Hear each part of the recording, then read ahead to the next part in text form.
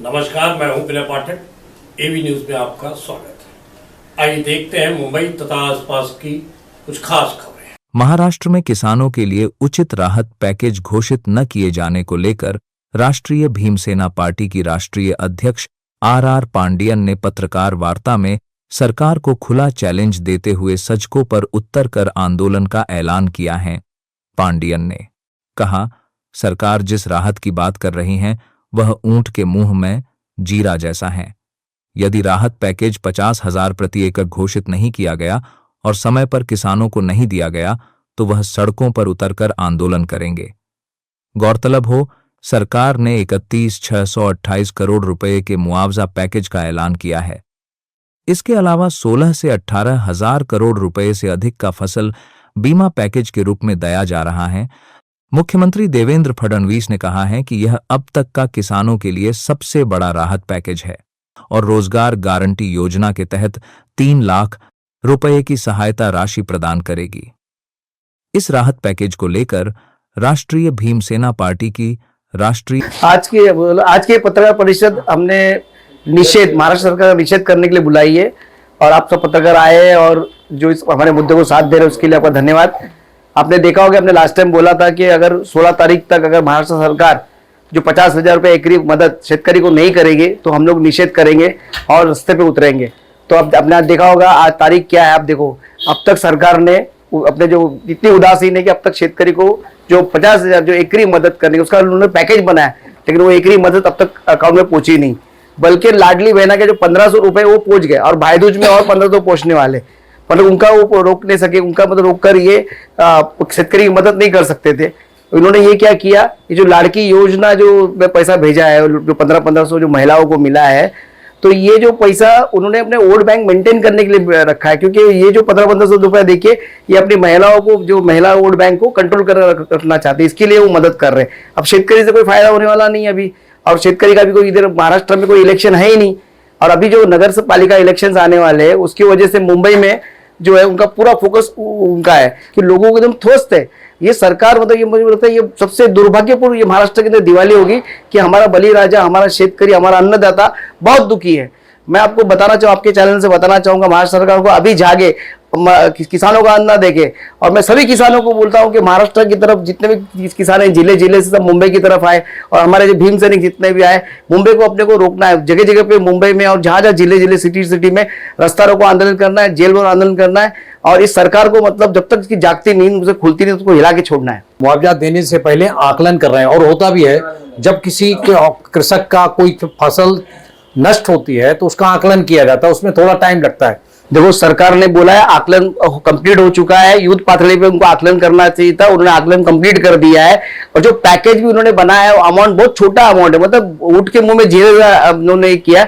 पर हमारी मांग है एकरी 50,000 रुपया मांग है, और सरकार जो देना चाह रही है वो 17-18,000 रुपया, और अब तक दी भी नहीं, वो भी अब तक जाहिर करके उन्होंने दिया नहीं है। तो इसकी वजह से हम मजबूर है, हमारा जो बलिराजा मजबूर है, तकलीफ में है। अभी कुछ नहीं तो अभी रास्ते में उतरना, लास्ट दौर बचा है कि रास्ते में उतरना पड़ेगा। सर, अगर रास्ते पर अगर आप उतरते हैं उससे पहले आप कृषकों के बीच में, किसानों के बीच में जाएंगे, उनको जगाएंगे कि हमारे साथ चलिए, हम सरकार से जंग करने वाले हैं। बिल्कुल बिल्कुल, हमारे जो भीम सैनिक है, कुछ जो हमारे जिला अध्यक्ष है वगैरह, जो पार्टी के जो लोग है, वो सब अपने जो शेतकरी, जो स्थानिक शेतकरी जो बाढ़ पीड़ित है, जिसको तकलीफ हुई, उनसे कांटेक्ट कर उनको मदद करने की कोशिश कर रहे हैं। पर हम चाह रहे कि सरकार जो सुई को जगाए। तो मैं स्पेशल विनंती करूंगा, जो कट्टर शिव सैनिक है, कट्टर भीम सैनिक है, कट्टर जो मन सैनिक है, इनको बोलूंगा, जो शेतकरी से जुड़े हुए हैं, जो गरीब, उनको मालूम है कि गरीब का तकलीफ क्या होता है। उन्होंने इस साल की जो दिवाली वो काली दिवाली मनानी चाहिए, सब दिवाली मनाना नहीं चाहिए, बल्कि जो भी वो जो फरसान या जो वस्तु, जो मीठी जो वस्तु वो अगर वो लेते हैं, वो जो चीज पेंटिंग वगैरह करते हैं, घर का कपड़े लेते, वो ना लेते हुए शेतकरी को जो भी होता है ना, रुपया नहीं तो रुपया का होता है 2 रुपया, जो भी मदद कर सकते हैं उन्होंने अपनी मदद करनी चाहिए। ये मेरी जितने भी महाराष्ट्र के जो सैनिक है, जो हम सैनिक जो होते हैं, हम जो जितने भी हम सैनिक है, मैं भी भीम सैनिक हूँ, हम जो सैनिक है, हम लड़ाकू लोग हैं, हम लड़ने वाले लोग, हम लोग संघर्ष में करने वाले लोग हैं। बड़ी बड़ी पार्टी भले कुछ भी वादा करे, लेकिन कल में ग्राउंड में हम काम करते। तो मैं उन सब सैनिकों से विनती करता हूँ हाथ जोड़ के कि प्लीज शेतकरी की मदद करे। इस मुंबई के अंदर जो हम लोग आगे जाने जो भी जहां भी है, सब मुंबई की तरफ जमा हो। इस अपने को मुंबई में चक्का जाम करना है, जब भी जहां मौका मिलेगा हम चक्का जाम करेंगे, जेल भर आंदोलन करेंगे। जब तक शेतकरी का हक नहीं मिलता तो हम छोड़ेंगे नहीं। यस। गौरक्षा के नाम पर भी किसान कहीं ना कहीं परेशान है राज्य में, उस पर भी क्या कहना चाहेंगे? देखो, गौरक्षण की जो लड़ाई है, आपने तो मैं बोल रहा हूँ ना, ये तो चल ही रहा था, साथ ही साथ भी ये जो आपदा है उससे और तकलीफ है।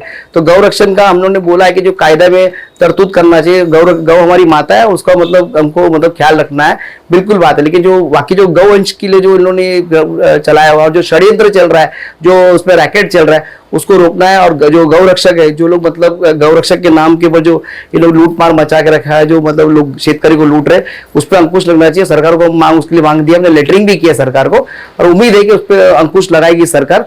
लेकिन अब भीमसेनी क्या सड़कों पे उतर के इस मुआवजे की मांग करेगी सरकार के विरुद्ध?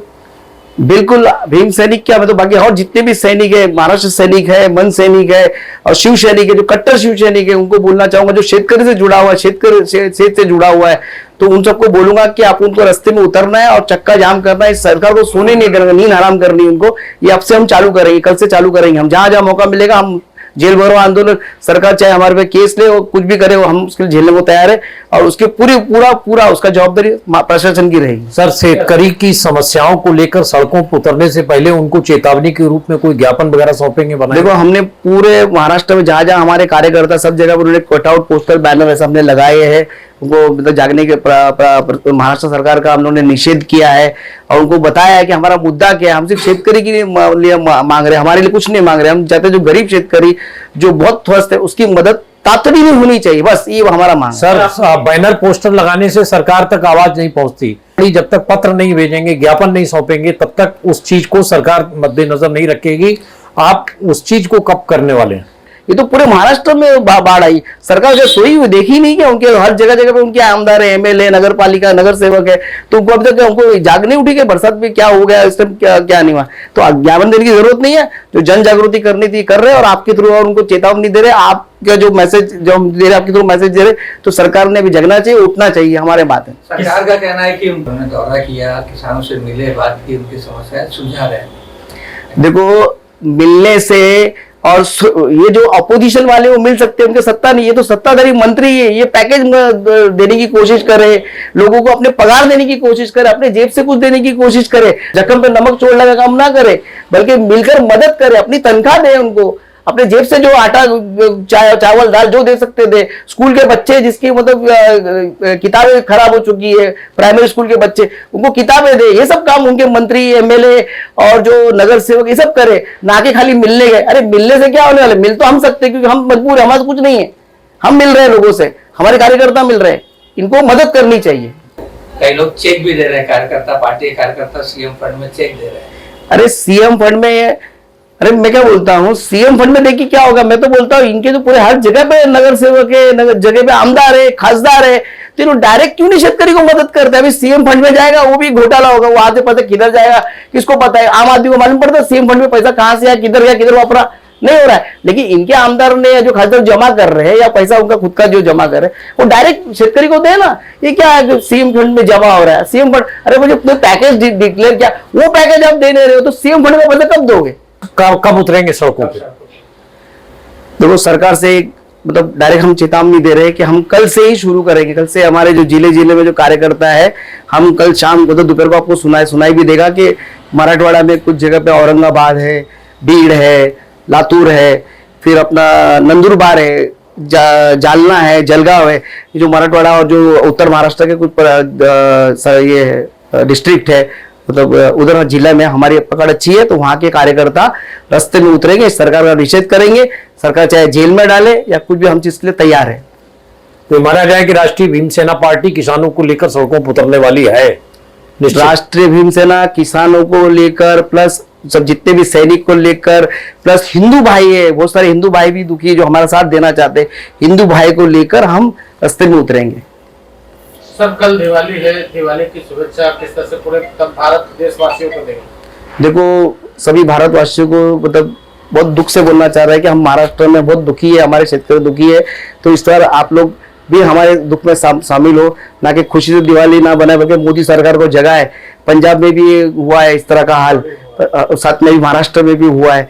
महाराष्ट्र के शेतकरी बहुत दुखी है, तो आप लोग सब दिवाली ना बनाए, बल्कि दिवाली की कुछ मदद कर सकते हैं तो हमारे महाराष्ट्र के शेतकरी को मदद करें, पंजाब के शेतकरी को मदद करें, ये तुमसे विनंती है।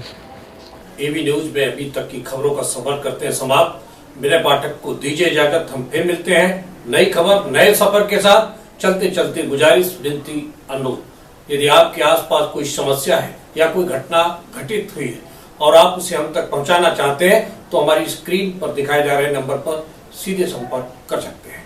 साथ ही आपसे विनती, हमारे चैनल को लाइक शेयर सब्सक्राइब करना ना भूलिए।